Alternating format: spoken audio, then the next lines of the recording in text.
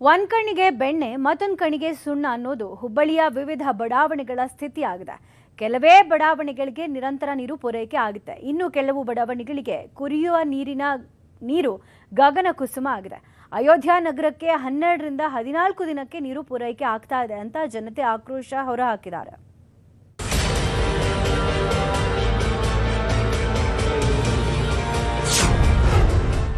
ಕುಡಿಯೋ ನೀರಿಗಾಗಿ ಪರದಾಡ್ತಿರೋ ಜನತೆ.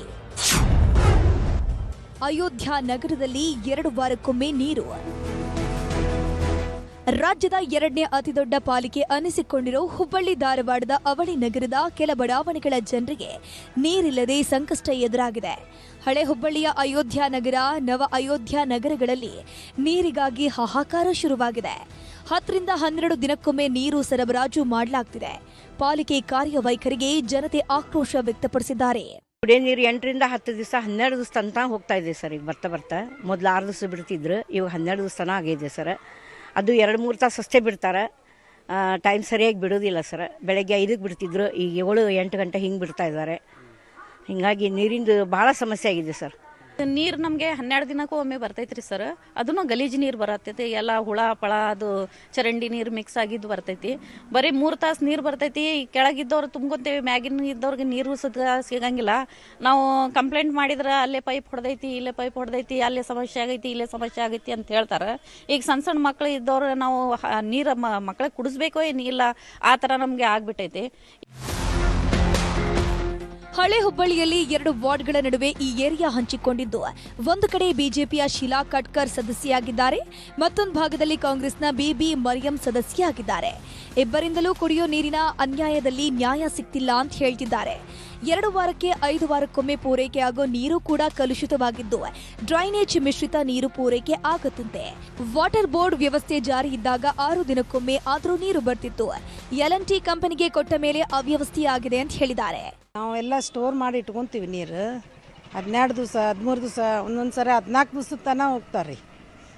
ಆಮೇಲೆ ಅಲ್ಲಿ ಹೋಗಿ ಕಂಪ್ಲೇಂಟ್ ಮಾಡಿದ್ರೆ ಅದು ಹೊಡೆದೈತಿ, ಕರೆಂಟ್ ಇಲ್ಲ, ಏನಾದರೂ ಒಂದು ನಮ್ಮ ಕಾರಣ ಹೇಳ್ತಾರೆ.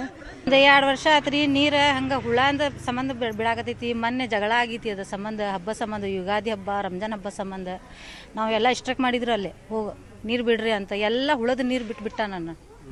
ಮತ್ತೆ ಹೇಳಿದ್ರೆ ಈಗ ಸದ್ಯಕ್ಕೆ ಹೇಳಿದ್ರೆ ಮತ್ತೆ ಶುಕ್ರವಾರ ಬಿಡ್ತೀನಿ ಅನ್ನಾಗತ್ತಾನ. 15 ದಿನ ಆಯ್ತು ನೋಡ್ರಿ, ಈಗ ಶುಕ್ರವಾರಕ್ಕೆ ಬಿಟ್ಟಿದ್ರಿ ನಳ.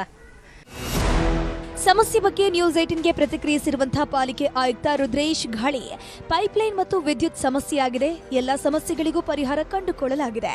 ಪ್ರತ್ಯೇಕ ಪೈಪ್ಲೈನ್ ವ್ಯವಸ್ಥೆಯನ್ನು ಮಾಡಲಾಗಿದೆ. ಏಪ್ರಿಲ್ 1 ರಿಂದಲೇ 3 ದಿನಕ್ಕೊಮ್ಮೆ ನೀರು ಪೂರೈಕೆ ಮಾಡ್ತೀವಿ ಅಂತಂದ್ರು. ಅಡಿಷನಲ್ 43 MLD ನೀರು ಈಗಾಗಲೇ ಬಂದಿದೆ.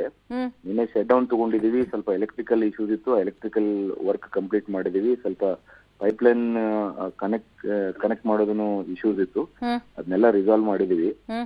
43 MLD ರಾಯಪುರ್ ಟ್ಯಾಂಕಿಗೆ ಬರುತ್ತೆ ನಮ್ಮ WTP ಅಮೀನ್ ಬಾವಿಯಿಂದ. ಸೊ ಏಪ್ರಿಲ್ 1 ಇಂದ 1 in 3 days ಕೊಡ್ತೀವಿ ಸಿಟಿಯಲ್ಲಿ ನೀರು. ಬೇರೆ ಬೇರೆ ವಾರ್ಡ್ಗಳಿಗೆ ಚೆನ್ನಾಗಿಯೇ ಬಿಡ್ತಾರೆ, ನಮಗ್ ಮಾತ್ರ ಸಮಸ್ಯೆ ಮಾಡ್ತಿದ್ದಾರೆ ಅನ್ನೋದು ಜನರ ಆರೋಪವಾಗಿತ್ತು. ಆದರೆ ಪೈಪ್ಲೈನ್ ಸಮಸ್ಯೆಯಾಗಿತ್ತು, ಈಗ ಪ್ರತ್ಯೇಕ ಪೈಪ್ಲೈನ್ ವ್ಯವಸ್ಥೆಯನ್ನ ಮಾಡಲಾಗಿದೆ ಅಂತ ಆಯುಕ್ತರು ಹೇಳಿದ್ದಾರೆ. ಬೇಸಿಗೆ ಸಂಕಷ್ಟದಲ್ಲಿ ಜನ ಬಳಲದಿರಲಿ ಅನ್ನೋದು ನ್ಯೂಸ್ 18ನ ಕಾಳಜಿ. ಶಿವರಾಮ ಸುಂಡಿ, ನ್ಯೂಸ್ 18 ಹುಬ್ಬಳ್ಳಿ.